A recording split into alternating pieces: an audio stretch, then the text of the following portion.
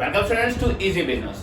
Students, हमने अपना class 11th का जो टॉपिक किया हुआ है स्टार्ट, वो है हमारा functions of commercial bank. Okay, जिसमें हमने दो फंक्शंस ऑलरेडी रीड कर चुके हैं। वो कौन सा है जी? वो है एक तो प्राइमरी फंक्शन और एक सेकेंडरी फंक्शन। ओके, आज हम उसका थर्ड और लास्ट फंक्शन पढ़ने जा रहे हैं, जो कि क्या है? Electronic banking services. कि बैंक क्या करता है? हमें इलेक्ट्रॉनिकली मतलब थ्रू इंटरनेट कंप्यूटर भी कुछ ना कुछ सर्विसेज प्रोवाइड करता है, जिसे हम क्या कहते हैं? ई बैंकिंग भी कह देते हैं। ई बैंकिंग का क्या मतलब है जी? कंप्यूटर या इंटरनेट के थ्रू ओके ऑनलाइन क्या करना? ट्रांजैक्शंस करना। ऑनलाइन क्या करना? ट्रांजैक्शंस करना। उसे हम क्या कहते हैं? ई बैंकिंग। ओके, ई बैंकिंग में देखिए स्टूडेंट्स, कौन कौन सी सर्विसेज सबसे पहले कह रही है? Electronic fund transfer.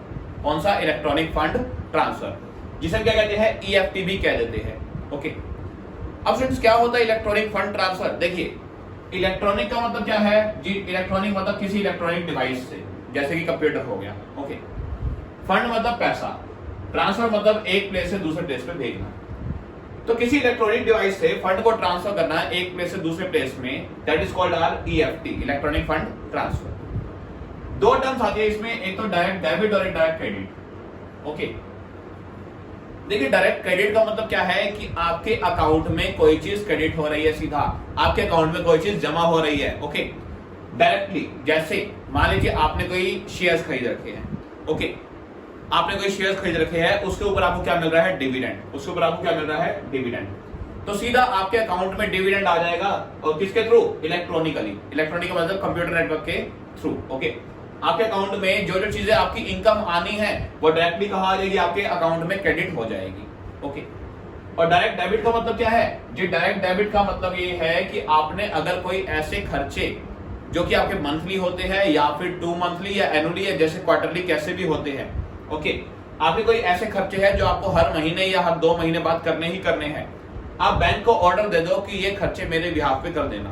ओके, जैसे रेंट पे करना है, आपको हर मंथ रेंट पे करना है एक अकाउंट में, तो आप बैंक को अगर ऑर्डर दे दोगे, अपने इंस्ट्रक्शंस दे दोगे कि मुझे इस अकाउंट में हर मंथ रेंट पे करना है, आप मेरे अकाउंट से रेंट काट लेना और उनके अकाउंट में ट्रांसफर कर देना हर मंथ। ओके, या फिर आपने कोई लोन लिया हुआ है, आपने उसकी इंस्टॉलमेंट पे करनी है। ओके, लोन की किस्तें पे करनी है, तो आप बैंक को कह दोगे कि ये हर साल या हर महीने जैसे भी आप लोन पे करते हो, ओके, आपकी क्या हो? वो ट्रांजेक्शन आपके अकाउंट से, वो अमाउंट आपके अकाउंट से कट जाए और दूसरे अकाउंट में ट्रांसफर हो जाए। ओके, तो स्टूडेंट ये क्या हो गया जी? डायरेक्ट डेबिट, मतलब आपके अकाउंट से पैसा क्या हो रहा है? डायरेक्ट डेबिट हो रहा है, डायरेक्ट कट रहा है। ओके, और इससे बेनिफिट क्या होता है? देखिए स्टूडेंट्स, इलेक्ट्रॉनिक फंड ट्रांसफर का जी, देखिए बेनिफिट क्या होता है? पहली बात, आपकी कोई भी पेमेंट्स में डिले नहीं होती।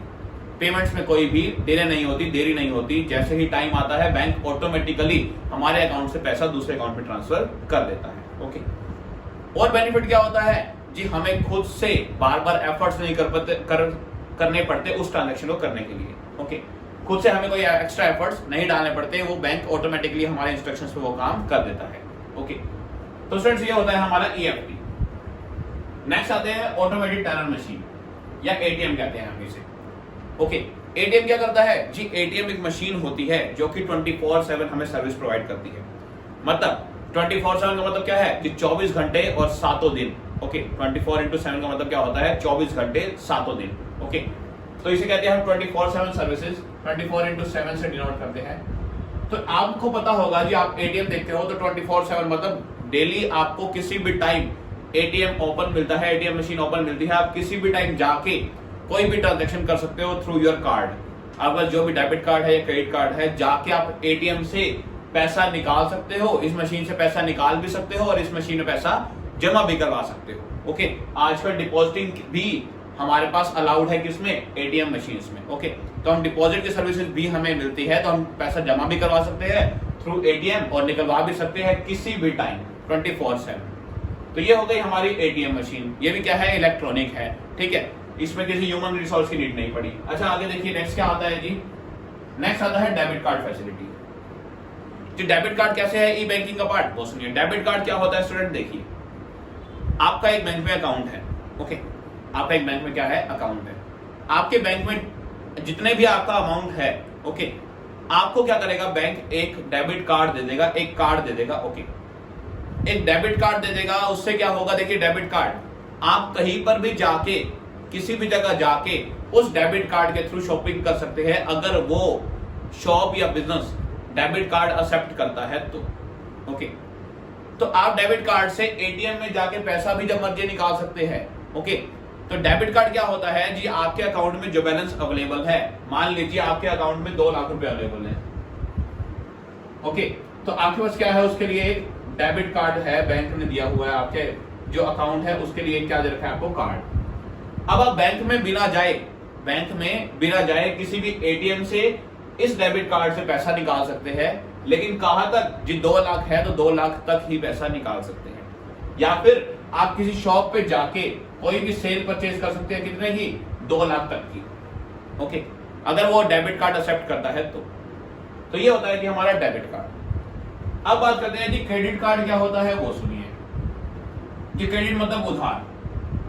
अब यहां जी हमें बैंक क्या दे रहा है, उधार का एक कार्ड दे रहा है, उधार का एक कार्ड दे रहा है। इसका मतलब क्या है वो सुनिए जी। ये बैंक उन्हीं कस्टमर्स को देता है जिनकी अच्छी रेप्यूटेशन होती है।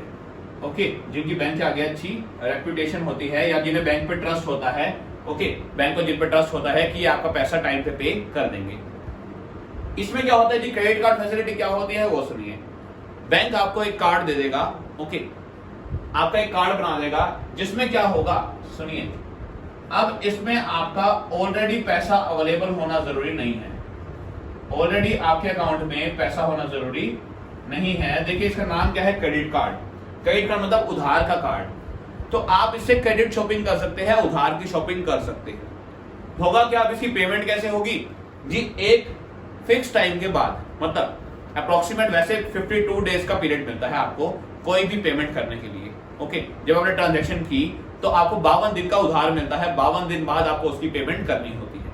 ओके, तो क्या होता है देखिए जी, क्रेडिट कार्ड अब पेमेंट कैसे करेंगे, आपको जो आपका अकाउंट है क्रेडिट कार्ड का या फिर उससे जो लिंक है, देखिए क्रेडिट कार्ड के साथ एक अकाउंट लिंक होगा आपका, कोई ना कोई, या तो अकाउंट लिंक होगा, ठीक है, या फिर आप किसी भी तरह ऑनलाइन क्रेडिट कार्ड की पेमेंट कर सकते हैं। अब कैसे करोगे वो सुनिए। देखिए आपको उस अकाउंट में जितनी आपने उधार शॉपिंग की है उतना अमाउंट रखना होगा, कितने दिन बाद जी, 52 डेज के बाद। 52 डेज तक आपको वो पे नहीं करना। जैसे ही 52 डेज हो जाएंगे बैंक ऑटोमेटिकली आपके उस अकाउंट से पैसे काट लेगा, जितनी आपने उधार शॉपिंग की थी उतनी। तो आपके अकाउंट में उतना पैसा अवेलेबल होना चाहिए 52 दिन के बाद जितना आपने उधार शॉपिंग की थी उतनी। ओके, ताकि बैंक आपकी वो पेमेंट डिडक्ट कर सके, अदरवाइज आप फ्रॉड लिस्ट में आ जाएंगे। तो स्टूडेंट ये होता है क्रेडिट कार्ड मतलब उधार की शॉपिंग मिल जाती है हमें, इसके ऊपर कोई इंटरेस्ट नहीं होता। ओके, बस एक रेंटल चार्ज होता है जो कि कम से कम होता है। ओके, जो एनुअल लगता है आपके ऊपर। ओके, नेक्स्ट आते हैं जी, नेक्स्ट आते हैं टेली बैंकिंग। टेली बैंकिंग क्या होता है स्टूडेंट्स वो सुनिए। देखिए टेली मतलब टेलीकम्युनिकेशन, एक तरह से telephone facility. Okay, tele banking क्या होता है जी, आप कहीं पर भी बैठे टेलीफोन पर अपनी लास्ट ट्रांजैक्शंस देख सकते हैं कि आपने लास्ट कौन कौन सी ट्रांजैक्शंस दी है। देखिए हर एक बैंक अकाउंट का एक नंबर है, हर एक बैंक का क्या है एक नंबर है, हर एक ब्रांच का, पीएनबी का, एसबीआई का, इन सबका अपना अपना क्या है एक नंबर है। आप उस नंबर पे एक मिस कॉल कीजिए। ओके, आप उस नंबर पे एक मिस कॉल कीजिए तो आपके पास ऑटोमेटिकली आपका अकाउंट बैलेंस या फिर आपकी पास्ट ट्रांजैक्शंस लास्ट वो अपने आप आपके फोन में क्या आ जाएगा, मैसेज आ जाएगा। ओके, या फिर देखिए या तो आप क्या कीजिए मिस कॉल सर्विसेज, आजकल मिस कॉल सर्विस है, अदरवाइज पहले क्या था, अदरवाइज पहले मैसेजिंग सर्विस थी।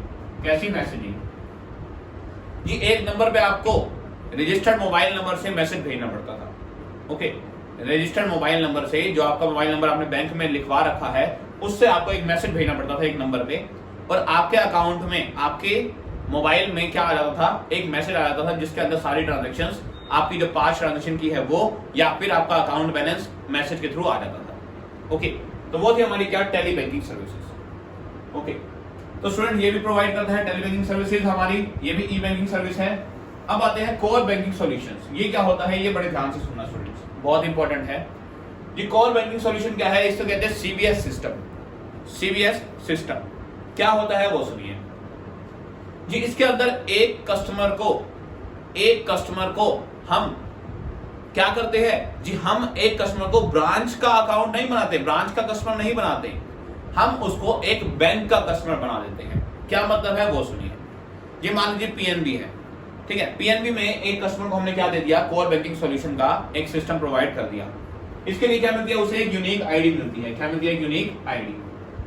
अगर अब हमने उसे कैसा बना दिया, कोर बैंकिंग कस्टमर बना दिया। कैसा, कोर बैंकिंग कस्टमर जी। उसको क्या फायदा होगा इससे जी, अब वो वर्ल्ड वाइड मतलब कंट्री में जहां पर भी क्या होगा, पंजाब नेशनल बैंक होगा, वहां जाकर अपना पैसा जमा करवा सकता है, अपना पैसा निकलवा सकता है, कुछ भी कर सकता है।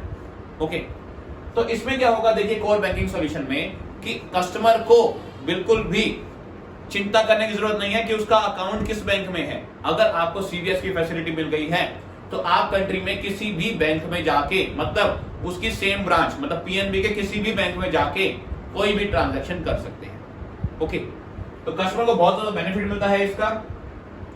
और अगर आपको दूसरी ब्रांच में अकाउंट भी खुलवाना है तो आपको दोबारा आईडी या फिर डॉक्यूमेंट्स नहीं देने पड़ेंगे। आप आसानी से उसकी किसी भी ब्रांच में, उस बैंक की किसी भी ब्रांच में अकाउंट ओपन करवा सकते हैं। ओके, तो ये होता है हमारा कोर बैंकिंग सॉल्यूशन या सीबीएस सिस्टम।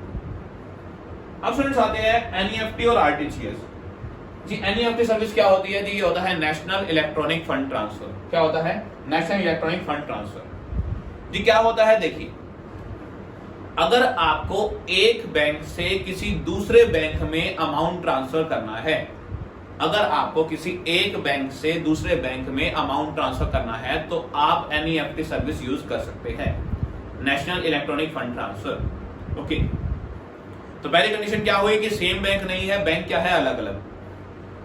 दूसरी कंडीशन जी, इसमें आप क्या कर सकते हैं, इसमें अमाउंट की कोई लिमिट नहीं है। आप ₹1 से लेके अनलिमिटेड, ₹1 अमाउंट तक एनईएफटी कर सकते हैं किसी और अकाउंट में। ओके, दूसरा ये हो गया जी। अब कैसे करते हैं वो सुनिए। आपको जी एक एनईएफटी का फॉर्म भरना पड़ेगा बैंक में जाके। ओके, कि मुझे इस अकाउंट में ये पैसे ट्रांसफर करने हैं। एक एनईएफटी फॉर्म होगा जिसके अंदर आप उस कस्टमर का नाम, उसका अकाउंट नंबर या जो भी आपने अमाउंट मेंशन करना है वो सब कुछ करेंगे। ओके, एक एनईएफटी का फॉर्म भर दिया। अब ये एनईएफटी वर्क कैसे करता है जी, ये बैचेस में वर्क करता है। बैचेस में, बैचेस क्या होते हैं जी, आपको देखिए एक दिन में 11 बैचेस होते हैं। कितने, 11 बैचेस। और हर घंटे का एक बैच होता है, हर घंटे का एक बैच होता है। देखिए टाइमिंग क्या होती है, 9 AM टू 7 PM, 9 AM से 7 PM, सुबह 9 बजे से शाम को 7 बजे तक। अब आज गिन लीजिए कितने घंटे हो गए, देखिए 9 से 10, 10 से 11, 11 से 12, 12 से 1, 1 से 2, 2 से 3, ऐसे करते करते 11 बैच बन जाएंगे हमारे। ओके, हर घंटे का एक बैच है तो 11 बैच हमारे बन जाएंगे। अब स्टूडेंट देखिए इसका एक लिमिटेशन क्या है कि उसी टाइम पैसा ट्रांसफर नहीं होता, इसमें थोड़ा टाइम लगता है। ओके, टाइम लगता है वो कैसे, सुनिए। देखिए 5 कस्टमर्स आ गए, हमने क्या किया, हम एक एक करके कस्टमर का वो नहीं करते, इसमें एनईएफटी नहीं करते।